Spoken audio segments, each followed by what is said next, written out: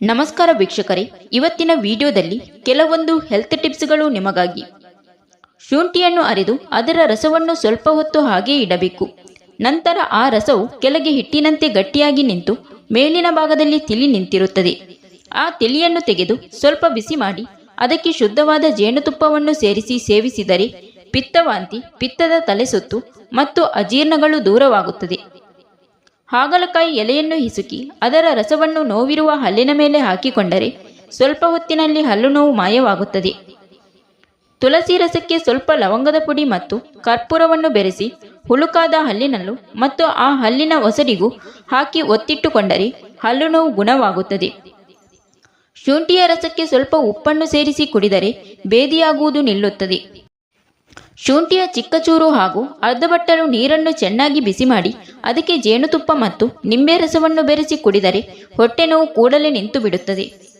ಕಾಂಚಿ ಹಣ್ಣು ಬಾಯಿ ಹಣ್ಣನ್ನು ಹೋಗಲಾಡಿಸುವ ಸಾಮರ್ಥ್ಯವನ್ನು ಹೊಂದಿದೆ.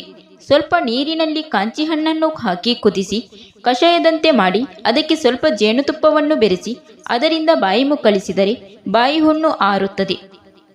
ಹಸಿ ಶುಂಠಿ, ಮೆಣಸು ಮತ್ತು ಒಣಶುಂಠಿ ಇವು ಮೂರನ್ನೂ ಹೆಚ್ಚಿ ಹಿಟ್ಟಿನಂತೆ ಅರೆದು ಅದರೊಂದಿಗೆ ತುಳಸಿ ರಸ ಮತ್ತು ಸಕ್ಕರೆ ಸೇರಿಸಿ ಸೇವಿಸುತ್ತಾ ಬಂದರೆ ಎದೆಯಲ್ಲಿನ ಕಫ ಪಲಾಯನ ಮಾಡುತ್ತದೆ. ಅಳಲೆಕಾಯಿಯನ್ನು ಜೇನುತುಪ್ಪದಲ್ಲಿ ಅರೆದು ಸೇವಿಸಿದರೆ ಕೆಮ್ಮು ನಿಯಂತ್ರಣಕ್ಕೆ ಬರುತ್ತದೆ ಮತ್ತು ಹೊಟ್ಟೆ ನೋವು ನೀಗುತ್ತದೆ. ಬಸಳೆ ಸೊಪ್ಪಿನ ಬೇರಿನಿಂದ ಕಷಾಯವನ್ನು ಮಾಡಿ ಬೆಳಿಗ್ಗೆ ಮತ್ತು ಸಂಜೆ ಕುಡಿಯುತ್ತಾ ಬಂದರೆ ಅಧಿಕ ಪಿತ್ತವು ತಗ್ಗುತ್ತದೆ. ಮೆಂತೆ ಪುಡಿಯನ್ನು ಗಂಜಿಯಂತೆ ಮಾಡಿಕೊಂಡು ಬೇಯಿಸಿ ಸೇವಿಸುತ್ತಾ ಬಂದರೆ ಮಧುಮೇಹ ರೋಗ, ನರ ಸಂಬಂಧಿ ರೋಗಗಳೆಲ್ಲವೂ ದೂರವಾಗುತ್ತದೆ.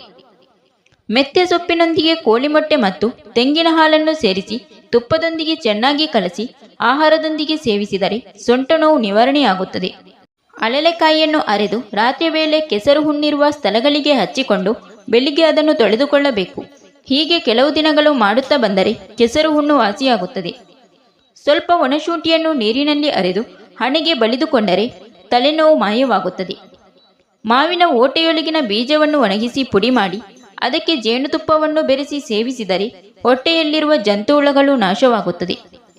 ಬೆಳ್ಳುಳ್ಳಿಯನ್ನು ಚಿಕ್ಕದಾಗಿ ಕತ್ತರಿಸಿ ಹಸುವಿನ ಹಾಲಿನಲ್ಲಿ ಹಾಕಿ ಚೆನ್ನಾಗಿ ಕುದಿಸಿ ಆರಿಸಿ ಕುಡಿಯುತ್ತಾ ಬಂದರೆ ದೇಹದ ಅಧಿಕ ಉಷ್ಣವು ಕಡಿಮೆಯಾಗುವುದಲ್ಲದೆ ತಲೆ ಸುತ್ತು ನಿಲ್ಲುತ್ತದೆ. ಜೀರಿಗೆಯನ್ನು ನಿಂಬೆಹಣ್ಣಿನ ರಸದೊಂದಿಗೆ ಕಲಸಿ ಗರ್ಭಿಣಿಯರಿಗೆ ಸೇವಿಸಲು ಕೊಟ್ಟರೆ ಅವರಿಗೆ ಆಗುವ ಪಿತ್ತವಾಂತಿಯನ್ನು ನಿಲ್ಲಿಸಬಹುದು. ಜೀರಿಗೆಯ ಪುಡಿ, ಜೇನುತುಪ್ಪ, ಉಪ್ಪು ಮತ್ತು ಬೆಣ್ಣೆ ಇವುಗಳನ್ನು ಒಟ್ಟಿಗೆ ಕಲಸಿ ಚೇಳು ಕಚ್ಚಿದ ಸ್ಥಳಕ್ಕೆ ಹಚ್ಚಿದರೆ ನೋವು ಕಡಿಮೆಯಾಗುತ್ತದೆ.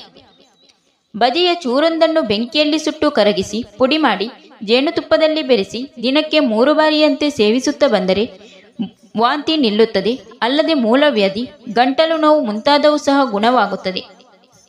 2 ವೀಳ್ಯದೆಲೆಯನ್ನು 1-2 ಉಪ್ಪಿನ ಹರಳಿನೊಂದಿಗೆ ಸೇರಿಸಿ ಮಡಚಿ ಬಾಯಲ್ಲಿಟ್ಟುಕೊಂಡು ಜಗಿದು ತಿಂದರೆ ಹೊಟ್ಟೆ ನೋವು ನೀಗುತ್ತದೆ. ಅಗಸೆ ಸೊಪ್ಪನ್ನು ಪ್ರತಿನಿತ್ಯದ ಆಹಾರದಲ್ಲಿ ಸೇರಿಸಿಕೊಳ್ಳುವುದರಿಂದ ದೇಹವು ತಂಪಾಗುತ್ತದೆ ಮತ್ತು ಹೊಟ್ಟೆ ಹುಣ್ಣುಗಳು ಸಹ ದೂರವಾಗುತ್ತದೆ.